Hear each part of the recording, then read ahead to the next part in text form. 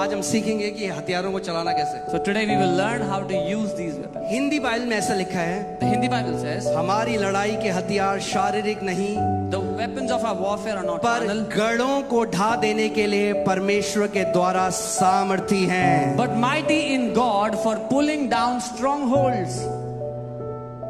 So आप एक लड़ाई में, You are in the middle of a warfare. आमेन। हथियार क्यों दिए जाते हैं? Why are weapons given? क्यों सरहद में हमारे सेना के पास हथियार हैं? Why on the border our army men they have weapons? वो विजिलेंट हैं, सतर्क हैं, क्योंकि उन्हें पता है कि कभी भी वहां से अटैक आ सकता है। They are vigilant because they know anytime the enemy can attack. परमेश्वर का वचन भी हमें बताता है पहले पत्रस 5:8 में, बी विजिलेंट एंड सोबर। क्या करो?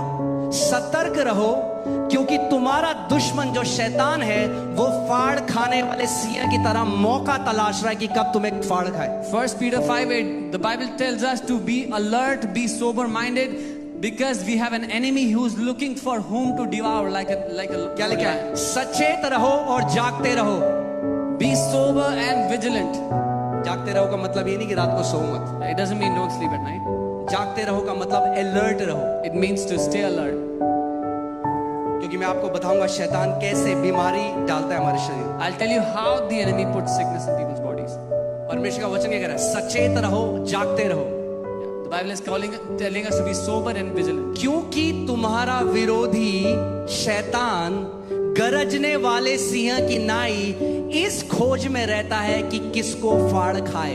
Because your adversary, the devil, is roaming around like a roaring lion, seeking whom to devour. यानी जिसको मर्जी उसको नहीं फाड़ खा सकता। It means he cannot devour whomsoever he wants to. अगर ऐसा कर सकता If he could do तो अभी that, हम सबको मार चुका होता। he would have killed all of us.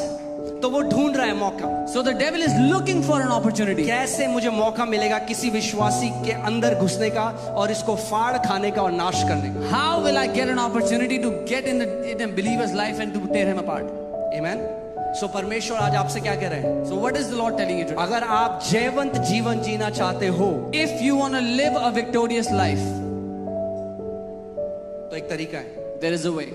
आप कैजुअल नहीं जी सकते। You cannot live casually. आप ये नहीं कह सकते मेरा जो मन करेगा मैं वो बोलूंगा, जो मन करेगा वो देखूंगा, जैसा जीना है वैसा जीऊंगा और शैतान भी मुझसे हारा हुआ रहेगा। ऐसा होने वाला नहीं है। You can't say I'll say what I want to say, I'll do what I want to do, and the devil cannot defeat me. कितने लोगों को मेरी बात समझ आ रही How many people understand what I'm saying?